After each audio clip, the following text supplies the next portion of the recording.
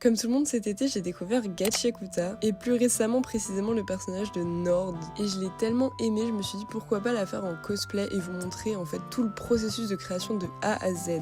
Dans cette vidéo, on s'occupe uniquement du pantalon, mais il y aura d'autres vidéos du coup pour les autres parties du cosplay. Alors juste petit disclaimer, ceci n'est pas un tutoriel, c'est vraiment juste une vidéo pour vous montrer comment moi j'ai fait et comment ça a fonctionné pour moi. Mais le prenez pas comme un tutoriel parce que je sais que c'est pas parfait. Surtout que vous verrez, j'ai eu plein de galères, donc en fait même moi je sais pas trop ce que je fais. Enfin bref, j'ai commencé par utiliser un pantalon qui existe déjà pour faire mon patron en fait de pantalon. Donc tout ça c'est la partie mock-up, j'ai fait les deux jambes évidemment. Vu que ça me plaisait, j'ai tout reporté sur mon tissu final. J'ai complètement oublié de montrer à la caméra, mais j'avais coupé mon mock-up un peu en dessous du genou parce qu'elle a deux couleurs de tissu différentes sur son pantalon. Et j'ai tout assemblé, j'ai tout cousu comme un pantalon basique, la partie beige du haut. Ensuite on s'occupe du bas du pantalon, la partie matelassée. Pour ça j'ai calculé l'espace que je voulais sur mon matelassage et j'ai commencé à découper ma ouate et mon simili-cuir. Alors le simili-cuir, j'ai beaucoup de choses à dire, ne prenez pas un simili-cuir aussi épais que le mien. Donc j'ai fait un petit sandwich avec mon simili-cuir, ma ouate et du coton basique. Et du coup j'ai tout surpiqué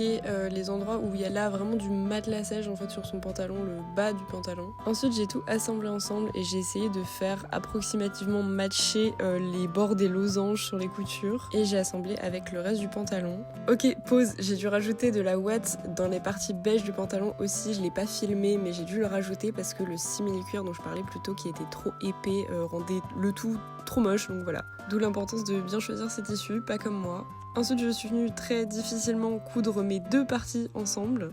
Puis j'ai retourné le tout et j'ai fait un point invisible à la main parce que je trouvais que ça rendait beaucoup mieux comme ça. Vous n'êtes pas obligé de le faire, moi je pense que c'est à cause de mes choix de tissus que j'ai été obligée de faire ça aussi. Je m'attaque finalement à la doublure. C'est un peu toujours la même chose vu que c'est le même patron, mais cette fois-ci la jambe elle est complète. Et une fois que tout est cousu ensemble, je vais l'insérer dans le pantalon. Regardez l'épaisseur du pantalon, au secours. Je vais clairement mourir de chaud à la Japan Expo, mais c'est pas grave. J'ai cousu la doublure avec l'extérieur du pantalon en point invisible pour que ce soit un maximum propre. Et j'ai placé un zip devant que j'ai cousu à la main de la même manière. Et voilà le résultat pour l'instant. Alors il est pas fini, je pense que je vais rajouter des détails sur mes surpiqûres, potentiellement de la sous-tache. Et il faut aussi que je trouve de quoi faire les genres d'agrafes qu'elle a entre la partie beige et la partie du bas du pantalon. Mais voilà pour le résultat pour l'instant. Malgré les problèmes que j'ai eu, je trouve que le pantalon rend quand même pas trop mal, donc c'est cool. Et on se retrouve vite dans une partie 2 pour la suite du cosplay de Nord.